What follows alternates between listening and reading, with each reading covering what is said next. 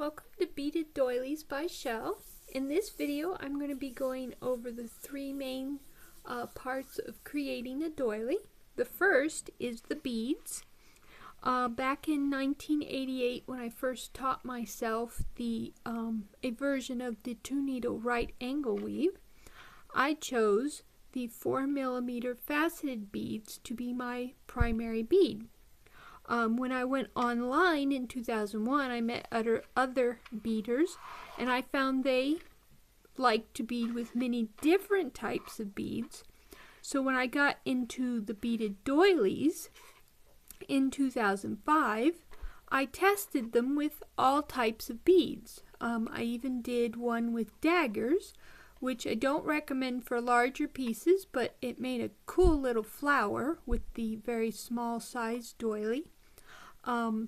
So as you can see, just about any bead type will work. The only thing you need to make sure is that the height, which is from hole to hole, is uniform. To show this, here I have two different types of beads. The height of both is 4mm, where I believe they're called rondelle beads, are 6mm wide. So as long as the height, which is 4mm, is the same, it is okay if the width is slightly different. And you can see it made a very lovely piece having two completely different types of beads.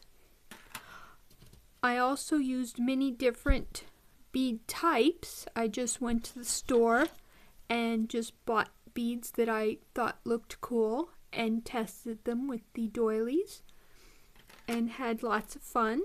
And I know a lot of beaders prefer seed beads, so I have used seed beads. These are the I believe 11/0 size. Then we have the 8/0 size, and this is even Delica beads I have used, and we have the check glass beads. And then there are some seed beads where the beads are not as uniformed, but they still work well. The only thing I noticed is occasionally if you find one that looks like it's two beads stuck together, you want to set that aside. But most of the other beads, even if they're not perfectly uniform with the small size of the seed beads, you can still make the piece and it comes out very nicely. So with the beads, you just choose whichever bead best works for you. And then for colors, I usually just pick what's on hand. Like for this piece, which I'll be using in the instructional videos that will follow, I just set aside all the colors that I felt had enough beads for what I was planning on doing. And then I chose from those colors the colors I thought would look nice together for the piece I wanted. And this one here, I had a bunch of different colors, and I just mixed them, and I put all the lighter colors in one area and all the darker colors in another, and then I just picked them out and beaded them according to lightness and darkness rather than actual color. And I actually love this piece very much. It's quite cool looking.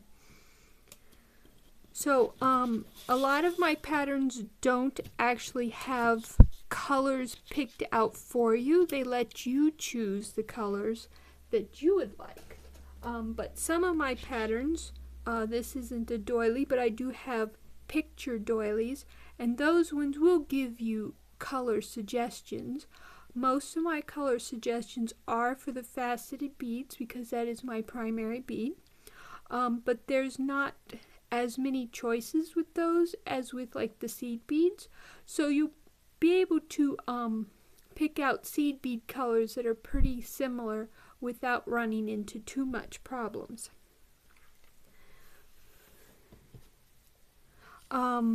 For picking colors, like I said, I a lot of times just pick from my stock I have on hand. But another way that you can pick colors is with clip art. I've done this many times, and I show you how to do it in this video here.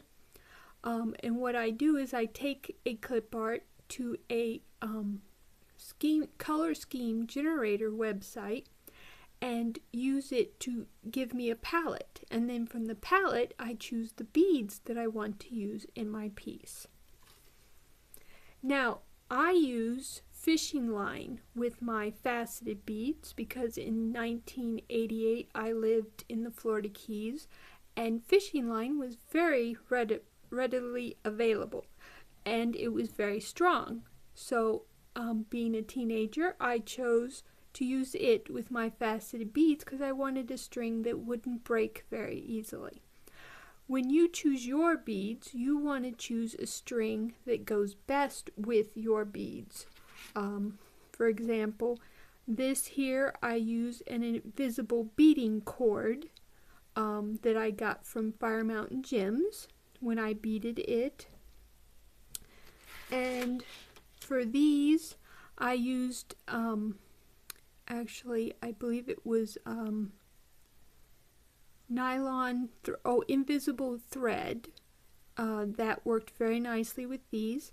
Now I do not use needles when I bead, but if the string that you need for your beads requires needles, or just the beads themselves work better with needles, then please definitely use needles.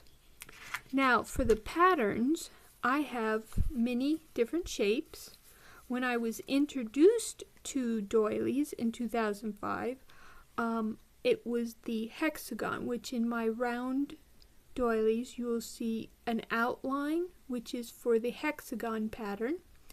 And I was introduced to the idea of starting in the center and beading your way out. I never actually used that stitch until I did a tutorial recently for it. I immediately decided that I wanted to work the rows up and down like I do with my faceted bead art. So I designed another version of the 2-needle right angle weave for doing doilies.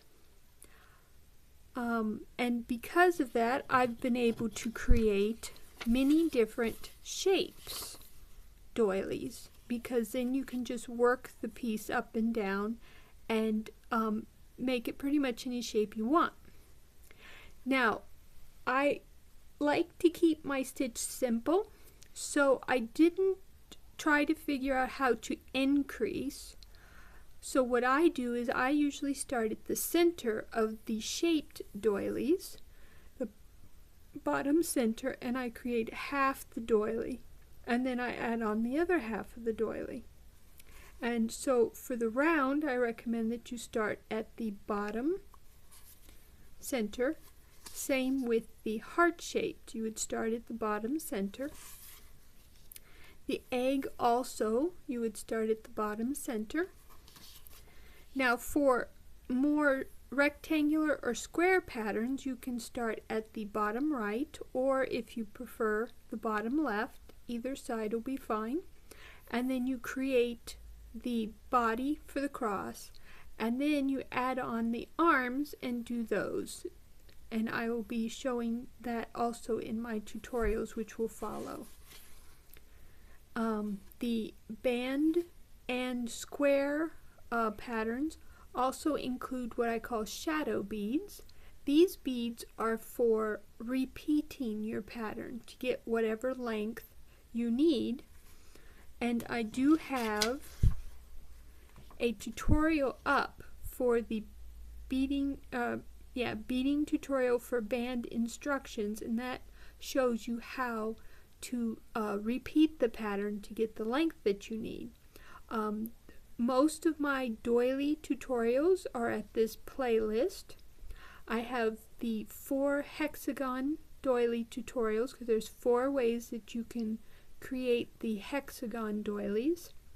I also have tutorials for my 3 smallest round patterns, because they can be done slightly differently, where you work from one side to the other side and not from the center. But the larger ones I recommend doing from the center, doing half and then the other half. So please check out this playlist and see the different tutorials that I have there.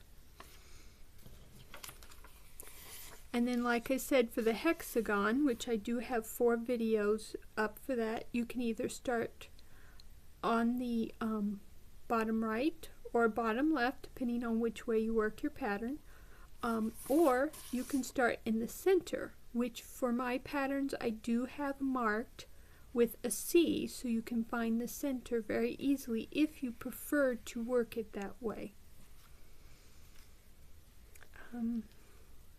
And that is all for this video. Please feel free to use all types of beads to make patterns of various types.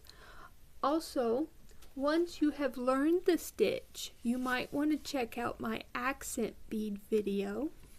And in it, I will show you how to add extra beads. This one is a little harder to see because it's seed beads accented with seed beads, but to show it to you a little easier, here I have pretty much this exact same doily. This is to the pattern, and this is it with accent beads, so you can see the difference of what accent beads can do to the piece.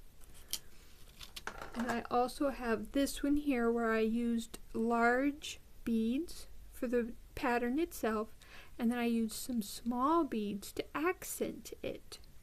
So please, once you've learned to create the doilies, check out my video and add some accent beads to create some even lovelier pieces. And I hope to see you in the next videos. I will be creating 2, one for the 1 needle stitch and one for the 2 needle stitch, so that you can choose which stitch works best for you. See you then.